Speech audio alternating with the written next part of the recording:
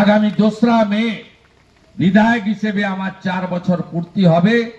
আমি আপনাদের জন্য আমার বিরোধী দল এর বিধায়ক সীমাবদ্ধ ক্ষমতা, আমার খুব সীমিত ক্ষমতা, তার মধ্যেও আমি 4 বছর কতটুকু সেবা দিতে পেরেছি, কতটুকু কাজ করতে পেরেছি, আমার এমএলএ ল্যাডের যে টাকা, সরকারি টাকা, তাতে আমি কোন গ্রামে কতটুকু কাজ করতে পেরেছি তার ছাপানো হিসাব জনগণের কাছে তুলে ধরব।